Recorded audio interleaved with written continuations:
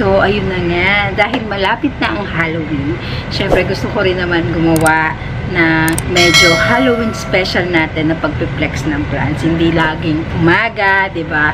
Dito, this time, ring light ang meron tayo para mas makita nyo kung ano itsura ng halaman sa gabi. Lalo na kung anong itsura niya kapag naka-ring light on.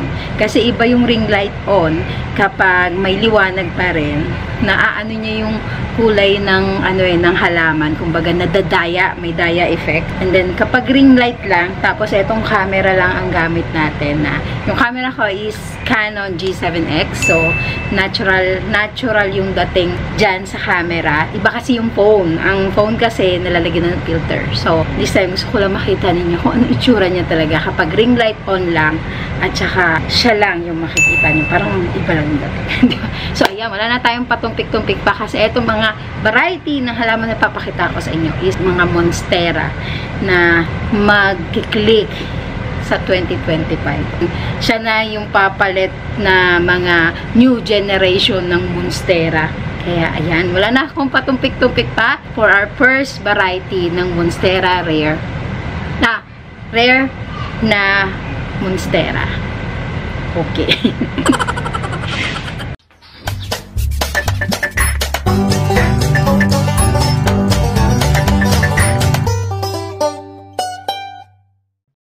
So, eto na nga. Hindi ko na ilalayo pa. Ganyan kaganda ang monstera na to. Halos lahat ng monsterang meron ako is Kunso variety plants. Bakit Kunso? Kunso variety plants, yan yung tinatawag na Japan variety plants. Mas, siguro dahil medyo idol ko si Kunso. Sabi ko noon that time na wala pa akong ganong karaming rare plants, lalo na ng monstera. Sabi ko, unang-una kong bibilin ng monstera is Kunso variety. Kasi iba talaga yung ganda ng Kunso variety. At the same time, iba yung dedication niya pagdating sa halaman. Sa kanya ko nadinig yung salitang sa halaman, hindi kailangan ng chemicals. Gusto niya natural way. Kaya yun yung lagi ko rin nasasabi sa vlog ko ever since pandemic times pa. Na hindi ako gumagamit ng mga chemical-induced na fertilizer kasi gusto ko yung kay Kunso na natural lang siya para mas yung variegation niya is lalabas. Hindi ginagamitan ng mataas na fertilizer para lang lumabas yung variegation. Kumbaga, mas maganda yung mismong kulay niya yung ilalabas niya. Kumbaga, true colors. Ayan, ganito siya. Ang ganda niya, di ba? Ayan o. Tingnan nyo naman yan. Ayan. Ayan. Ang dami kong sinabi. Eto, ang tawag niya dito is si Snow Queen. Ayan. Snow Queen variety. Pero, alam ko, sa Thailand variety, ang tawag nila dito is double platinum.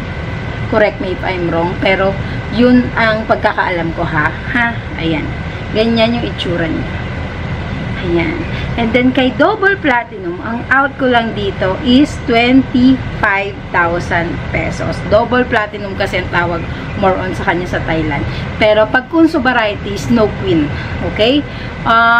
Pinaka is Snow Queen variety niya is ganyan. Ang ganda, no? So, ayan. Ganyan yung itsura niya. 3 leaves na, tapos may bagong paso. Ayan. Sa 2 minutes natin, niyabang ko lang yung mga halaman. Niyabang ko lang talaga siya. So, ayan yung itsura niya. Pag gilid, ayan siya. Ang ganda, no? Ayan. Ayan. Sandali. Ayan siya. Para mas kita niyo. Ayan. And then, sa magkaka-interest, please, pa-message sa page para mas maano namin kayo, ha? Mas ma-entertain ko kayo. Pero ganyan yung itsura niya. So, ayan. Pasok natin yung next plant. Ayan. Ang next plant natin is Kunso variety pa rin, guys. Yan. Ganyan siya kaganda. Ayan siya. Ayan. Medyo may hawig siya kay Miracle. Ayan.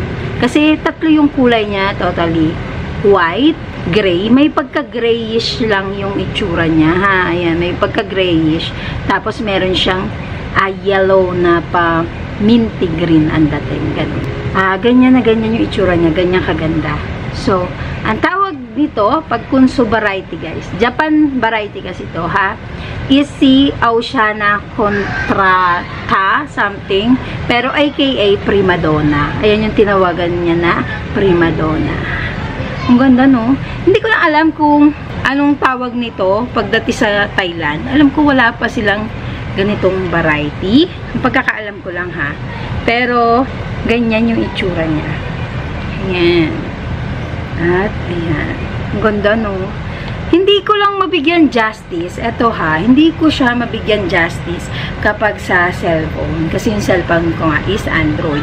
Iba kasi yung dating ng cellphone kapag si iPhone. Kumbaga, iba yung dating ng camera pag iPhone.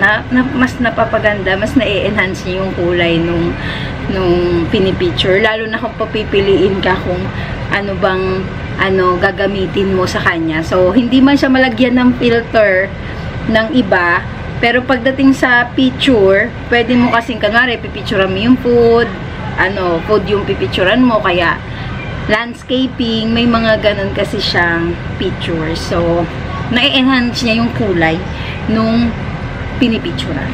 So, dito, kaya ko eto ginamit kasi mas makikita nyo yung ganda nung kulay niya. Ayan. Diba? Pak. So, eto, ayan, kung tawagin niya, easy prima donna. Maganda lang dito, sobrang lush niya na. 1, 2, 3, 4, yan, 4, and 5. Ayan. At, ang kagandahan dito is may penetration na siya. Ayan. Diba? Bata pa lang, may ganyang effect na siya. Lalo na, pag nag-mature to. Kumbaga pa-mature na siya. Maganda lang kasi pag Kunso variety talaga is by nodes kasi ang labanan niya doon. Hindi talaga siya yung tissue culture, kaya mas more on yung iba kasi pag Thai kasi mas more on sila sa ugat, di ba, pag napansin nyo. Kasi nga, karamihan talaga is tissue culture. Pero hindi tayo against doon kasi minsan yun yung dahilan na rin para magkaroon tayo ng mga rare plants. Kasi nga, by tissue culture, napapababa niya yung presyo ng sobrang mahal. Di ba? Yun nga lang, hindi mo siya pwedeng mai-compare sa talagang by nodes kaysa kay tissue culture. Nag-iiba talaga ang itsura nila in the long run, lalo na pag nag-mature. So, ayan. Ang next plant naman natin is walang iba kundi ito. Ayan, si White Monster na Kunso variety. Ganyan siya kaganda. Ayan. Ang ganda na agad ng ano niya. Wait lang. Nakikita dun sa akin tumatapat eh. Ayan. Ganyan yung itsura niya. Ha? Ayan. Ito din. Focus, focus, focus. Ang hirap pag ano pala. Pag ganito.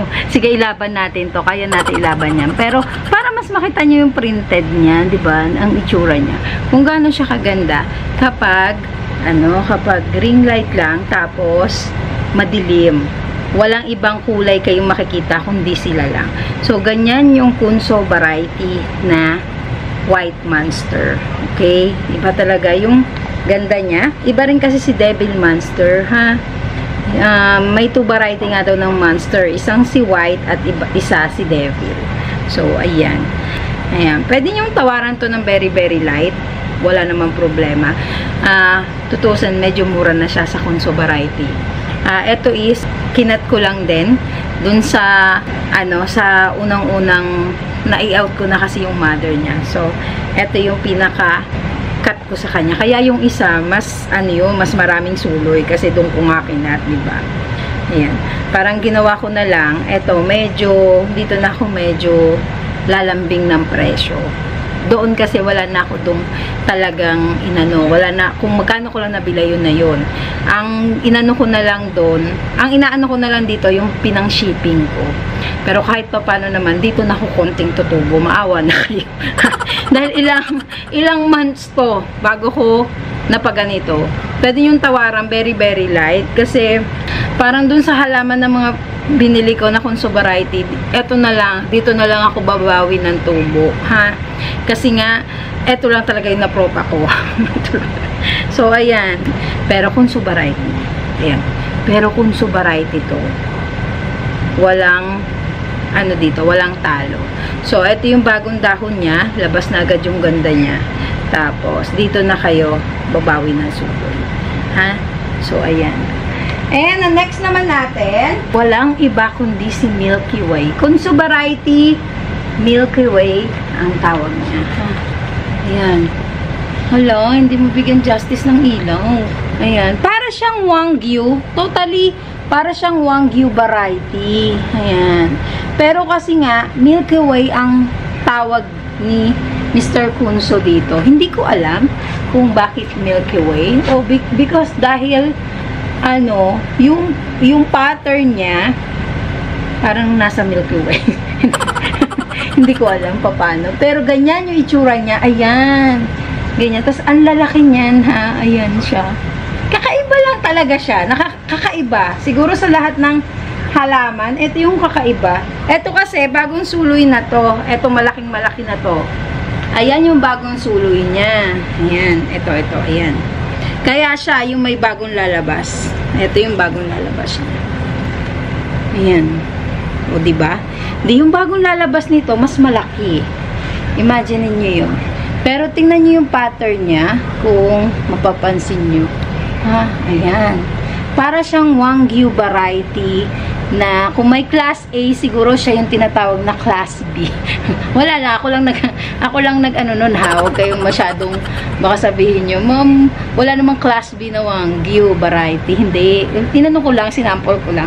Pero ang tawag niya dito is Milky Way. Sa Thailand, aka to alam ko kay creme brulee. Ang pagkakaalam ko ha. Pero yan yung itsura niya. Yung creme brulee kasi ng Thailand, meron akong creme brulee ng Thailand. Papakita ko ito. Ayan. Ito yung creme brulee ko ng Thailand. Diba iba yung itsura niya sa itsura kay ganyan yung pagkakaiba nila. Kay Milky Way, Japan creme brulee at Thai creme brulee. Ganyan yung itsura niya. Ayan. Creme brulee yan ng Thailand. Medyo mura to. Sa lahat siguro ng naging creme brulee ko, ito yung mura-mura. Kasi 8.5 ko lang to nakuha. Ayan. 8.5 ko lang din i-bibenta.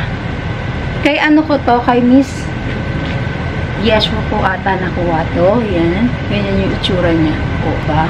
8.5 ko na lang din i-out. Kasi nga, parang hindi ko masyadong hindi ko na masyadong kailangan ng sobrang mga rare plants. Kailangan ko na pambili ng gamot, kasi bala ko talaga bumili ng wheelchair ni Dave na may recliner. So, yung mga pagbibentahan ko talaga, puro lahat yan kay Dave mapupunta. Hindi, wala yung mapupunta sa akin. Kaya yan, sana may magustuhan kayo. Pero eto, out ko lang nito for 23,000. Di pa nito ganito kalaki. Nung nakuha ko to na 23, 2 taon pa lang to, patatlo. Ngayon, 23, ganyan pa na lang din. So, eto 8.5 sa magkaka-interest. Tapos, eto naman is for 23,000 pesos. Kaya, ayan. So, ayan. For the meantime, yun lang muna mapapakita ko. Next time ko na ipapakita yung iba pang mga halaman. Pero katulad nito, meron lang akong pasabog na isa. Walang iba kundi ang ating variegated bilitay na OA. Ayan. Ganyan siya saka OA. Sobrang full moon ang ginawa niya. Ewan ko bakit. Pero mas okay na yung full moon kesa sa walang bar. Tandaan nyo yan, ha? Kung kukuha kayo ng halaman, lalo na kung gusto nyo may variegation, ang kunin nyo na guys, yung sobrang taas ng bar kesa sa pawala ang bar. Kasi in the long run, mawawala talaga ang bar niya. Eto na yung mga bagong dahon niya, nakakatuwa lang. Tapos, ayan, may bago na ulit suloy. Tapos yung ugat niya, ayan na, naglalabasan na. Poripating na to. As in, nakuha ko lang, hindi ko nakuha. Binili ko to talaga, yan, kay Tita Banji. Kasi ang gundo-gundo nung nung bilitay niya. So, nainggit naman ako. So, sabi ko, Tita, biling ko na yan. Sabi niya, magkano mo, kasi tumubo to sa gilid tumubo sa gilid. Sabi ko, biling ko na yan, ang cute lang. May isa pa to, naputol lang yung isa. Naputol ng pusa. So, eto naman siya, ha. Sabi ko, biling ko na lang kahit 5.5. Tapos sabi niya, sige, yours na. Diba? Walang kahirap-hirap. Kaya kayo, kung gusto nyo bilhin, yan. Sa sobrang full moon na, ayun siya. Sobrang full moon na bilitay. Ano ba to? Hindi ano yung ilaw. Ayan. Ayan. Ito, 455 ko lang ibibigay. May bago siyang lalabas na dahon. Ayan, ito. Kaya, ayan. Pinakamurang bili ever na to, ha. So, ayan. Thank you sa inyo. Kaya, sana doon sa magkakagusto, please pa-message sa page, ha.